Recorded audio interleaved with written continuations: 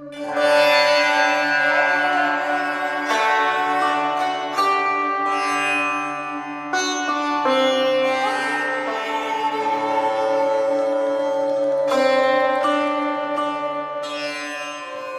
lesson is from Path to Shiva, lesson 60. What is the purpose of the temple?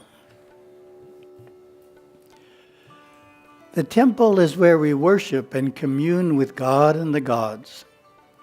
Here, devotees are uplifted and receive the inner help they need to live a positive, fulfilling life.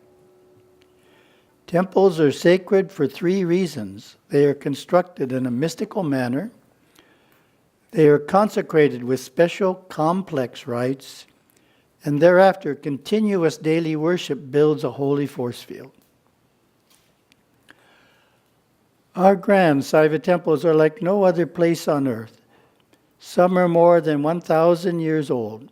Strict rules from the Agamas are followed to create such holy spaces where holiness, God, can reside. Gods and people work together to establish the temple and assure it will be used only for worship. Over the years, the power becomes strong, forming an invisible glass-like bubble or shield around the temple. This keeps out gross vibrations and allows the heaven worlds to be strongly present. As you approach God's home, you can feel the spiritual energy. And as you go inside, you are engulfed in peace. Here, the devas and gods can easily hear your prayers. Here, the ancient scriptures are chanted, the traditional rites knowingly performed. Here, joyous festivals are celebrated and arduous pilgrimages concluded.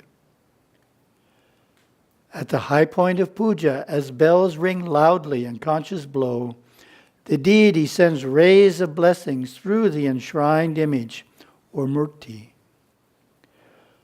Flooding your aura, this energy can erase worries, clear confusion, and relieve sadness.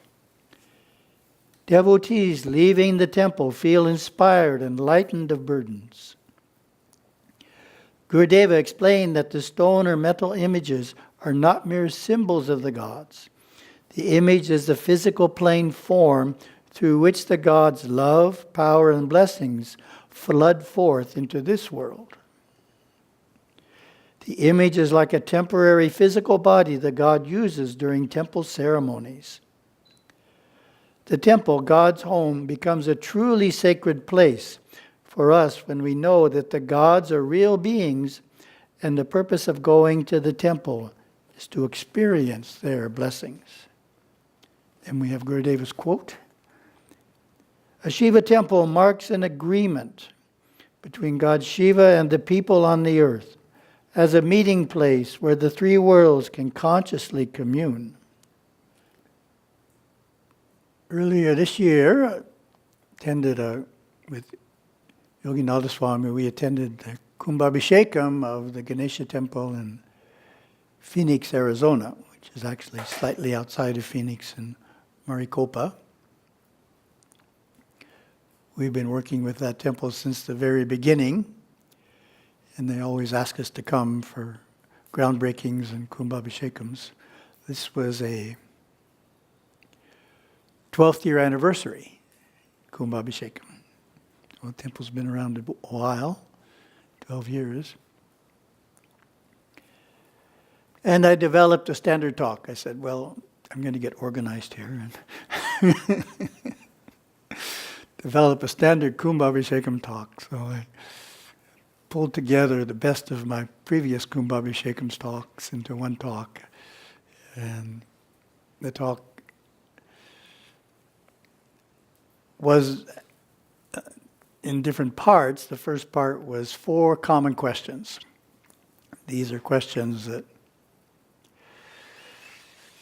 young Hindus like to challenge older Hindus with, shall we say.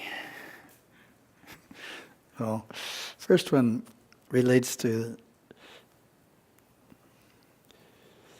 the first part of the lesson.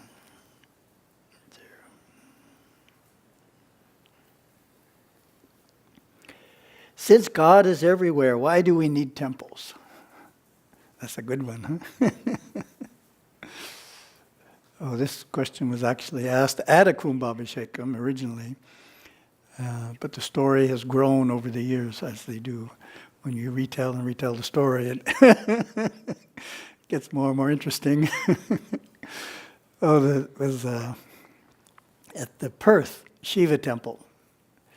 They built this very large temple in Perth, Australia, and they moved the Shiva lingam, which is interesting. I have a few minutes here to tell that story first. They had a smaller building, and they had a Shiva lingam in it, and they moved it. They moved an existing Shiva lingam. Somehow they didn't do it correctly because it messed up the weather. And everything was blowing for a couple of days.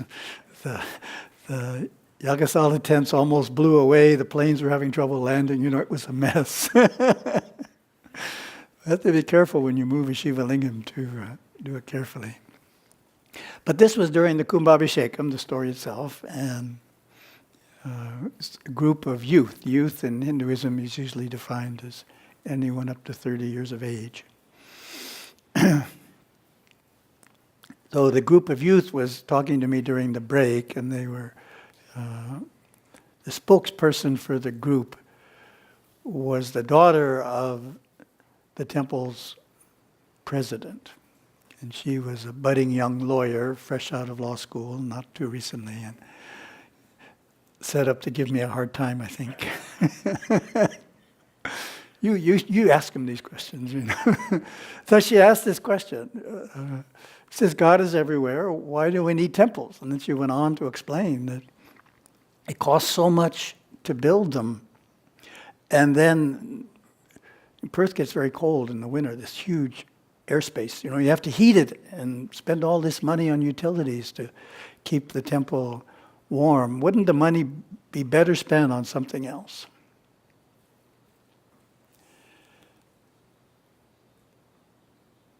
Very good question, right? God's everywhere. Why do we need a temple? So, as I say, I've told the story so many times, it keeps changing.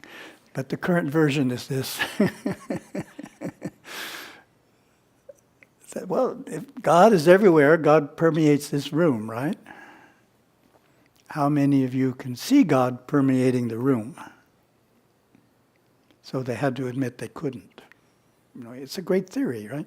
God permeates this room, but we can't actually see God permeating the room. So I went on to explain that. You have to be a great yogi to perceive God in the room, to perceive God anywhere. It can be done, but it's not something most people can do. You have to be a great yogi to be able to see God in any place you are, actually perceive God's presence, because it's very subtle. God is a very subtle presence. We go outside and try and see God in the trees and in this and that. It's a very subtle presence. And then I gave the comparison. If you want to see a distant galaxy, what do? You go to an observatory, you use a powerful telescope, and you can see the galaxy, which otherwise you can't see. If you want to see into a cell, what do? You go to a laboratory and you use an electron microscope and you can see anything you want in the cell. So God's the same way. We go to the temple, and through the sanctified murti, that's how we can easily see God. So the temple and the murti within it are set up so that anyone can feel God's presence once they have enough devotion. You have to qualify it. If you haven't developed devotion, you won't be able to feel God in the murti as an energy, which is the first way we perceive God. Why is that? Because we're not open enough. Devotion comes first. That leads to openness to the deity. We have to trust the deity. We have to open up Just like we're opening up to somebody we're close to. We have to open up to the deity in order to feel the energy. 1, 2, 3. Devotion creates openness. Openness allows us to experience the deity. It's one way you can tell a Hindu or someone who's been exposed to Hindu teachings, who's Hindu at heart, you sense an openness. You don't sense it in all people. You can watch on tour day and see who comes and see who has an openness that they've cultivated through developing devotion and who doesn't. So it's not a criticism. We're not criticizing people for not being open. That's not the point. The point is, you can tell that someone is in the Hindu flow if they have that openness. They'll greet you a certain way and so forth. There's an openness there. So the temple has that quality to it, and explains there why. Construction, consecration, and continuous daily worship. That's a phrase I choose because I like alliteration. Everything begins with the same letter, right? So construction, we can't just build a temple anyway. We need to build it according to the agamic guidelines. That's obvious. Consecration is the English word for kumbhabhishekam. And kumbhabhishekam basically turns on the temple. Before then it's a construction site. So you need a kumbhabhishekam, a very powerful ceremony to turn on the temple. And then you need to follow that up with continuous daily worship. If you turn it on and you don't do the continuous daily worship, it'll dissipate.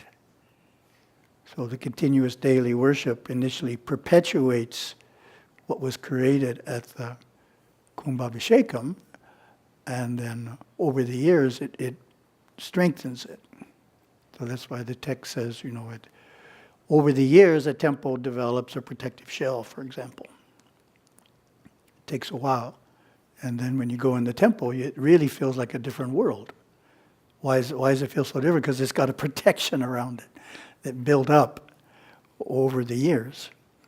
In my keynote, there's a little dome, and the temple's inside of it. Little graphic dome that shows it has a half circle over it to protect it from astral forces, astral beings. So those are the three things that are required, and of course we're talking about an agamic temple. This whole lesson, there's many temples that aren't agamic. And again, that's not a criticism of temples that aren't agamic, they're just run a little differently. And quite often the devotees touch the murti, for example. In an agamic temple, try and touch the murti, boy, everybody will yell at you. No, you can't touch the murti. Oh, it's different. It's intended to be different. That's that idea. Then there's one more question here. See what it is.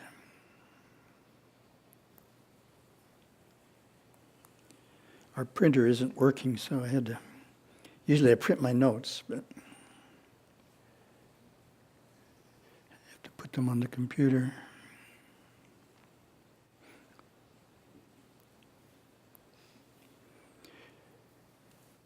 Do Hindus worship idols? That's the second question.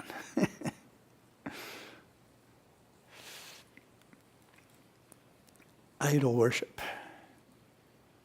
Of course, my original joke about idol worship is Hindus are sometimes described as idol worshippers, but if you watch them, you can see they're very energetic in their worship.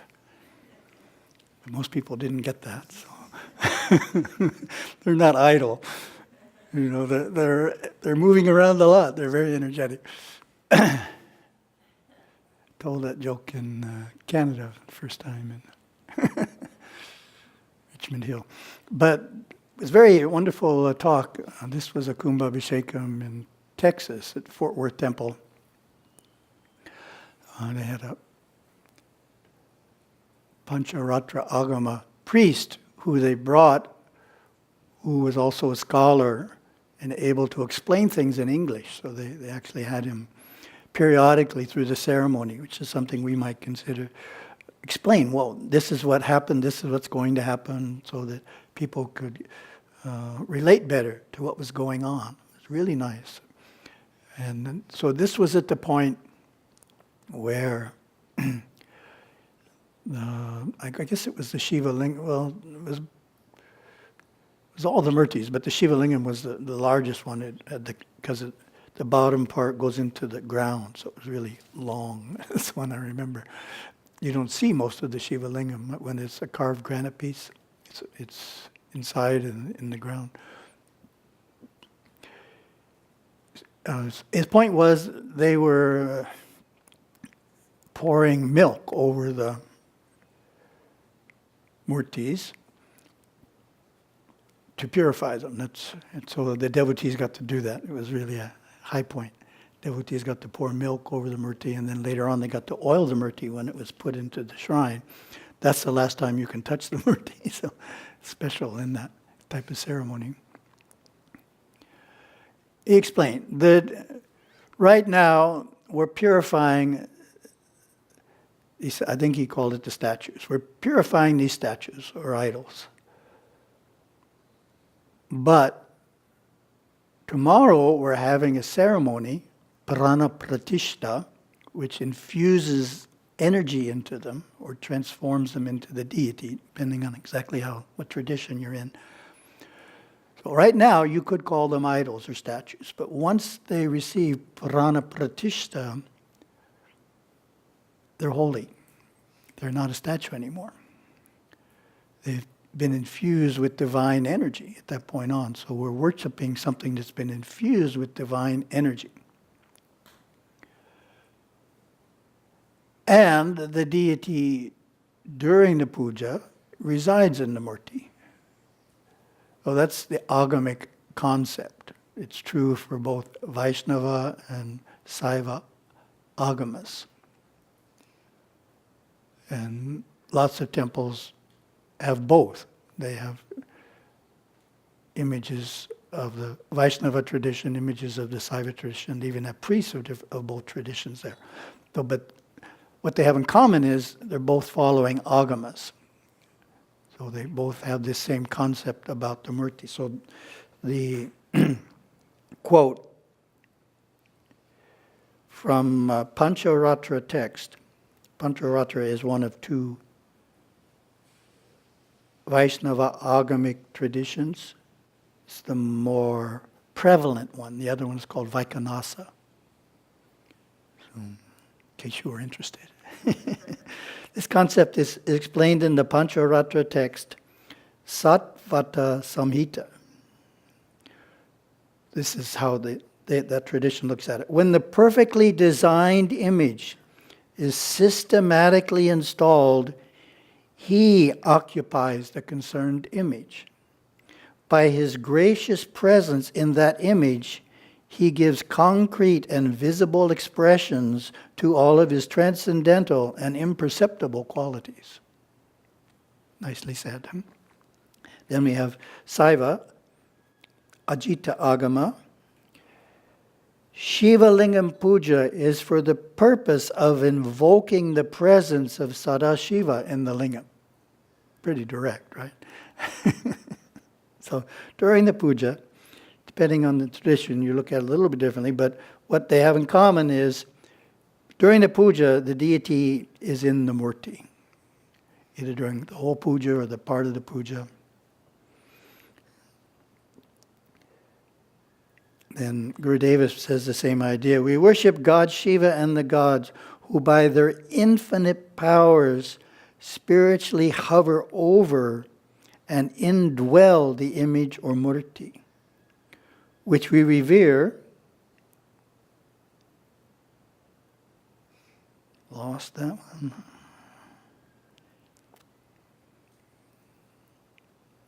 Okay.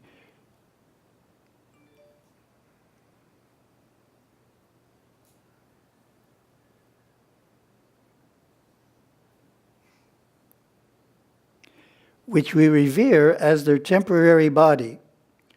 We commune with them through the ritual act of puja. Then Gurudeva goes on, I won't read the rest of the quote, to compare it to the telephone. How the murti is like the telephone. You're using it to communicate. So those are the two of the four common questions. Since God is everywhere, why do we need temples? And the answer, of course, is God's too subtle, as we said, to experience by most people. We need the temple to give us the murti through which we can experience God if we have enough devotion and openness to experience the God's blessings.